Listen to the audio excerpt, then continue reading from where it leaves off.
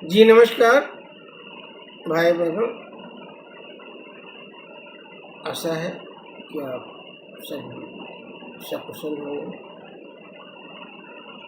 मेरे चैनल नंदलाल भारती 5454 मेरी कहानियाँ, मेरी कविताएँ, मेरी लघु कथाएँ सुनते होंगे। भाई बहनों, इसी श्रृंखला में मैं आज लेकर एक लघु कथा उपस्थित हूँ। इस लघु कथा का शीर्षक है ड्यूटी। यह लघु कथा एक डाकिया को समर्पित है, जिसकी पीड़ा इस लघु कथा के माध्यम से आप तक पहुँचाने की कोशिश कर रहा हूँ। आशा ही नहीं, विश्वास है कि मेरी लघु कथा आपको अच्छी लगेगी। तो भाई बहनों, आइए बिना किसी भूमिका को सुनते हैं लघु कथा ड्यूटी। लो डाक साहब, डाकिया पसीना पोंछते हुए बोला। डाकिए को परेशान देखकर रघु बाबू बोले, पोस्टमैन साहब थोड़ा बैठिए, पानी पीकर जाएंगे। डाकिया बोला, साहब मरने की फुर्सत नहीं है। साधारण डाक, रजिस्ट्री और मनी ऑर्डर सब हमें ही बांटना पड़ रहा है। नई भर्ती बंद है कहने को।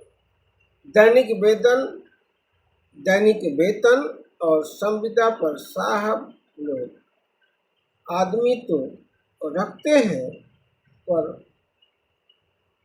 अपने आदमी को वे काम करेंगे कि चमचागिरी।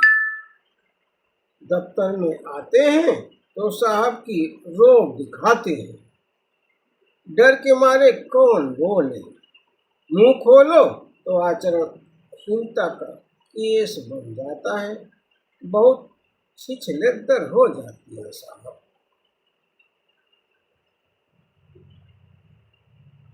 पोस्टमैन की बात पर सहमति जताते हुए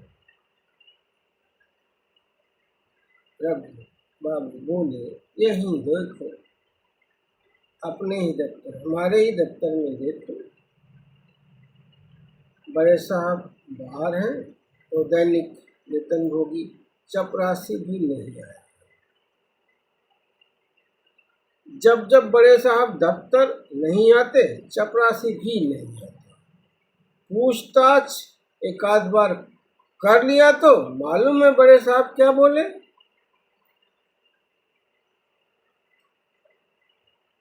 पोस्टमैन साहब बोले, यही ना, तुम लोगों को बात करना नहीं आता, अपनी ड्यूटी तो ठीक से करते नहीं, दूसरों के मामले में टांग अड़ाते हैं।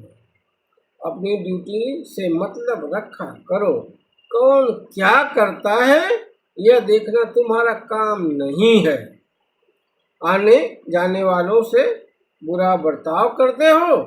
तुम लोगों की शिकायत आने लगी है, अपने व्यवहार में सुधार करो। पोस्टमैन एक झटके में बोला। रघु बाबू के हाथ से गिलास का पानी लेकर पेट में जल्दी जल्दी गटागट पानी पेट में उतारा और चल पड़ा अपनी ड्यूटी बजाने की बड़बड़ाहट में। रघु बाबू बोले, सच कह रहे हो पोस्टमैन बाबू, निजी स्वार्थ, भाई भतीजावाद, जातिवाद और अब तो निजीकरण ही देश की नींव खोद रहे हैं। भाई बहनों, यह लघु कथा आपको किसी ने अपने कमेंट और बस लिखें, अपने सुझाव दें। भाई बहनों, मेरे चैनल @नंदलाल भारती को शेयर करें, आगे करें। मैं फिर किसी अन्य कविता, कहानी, नवकथा के साथ आपके सामने उपस्थित होगा। तब तक के लिए धन्यवाद। शुभ रात्रि।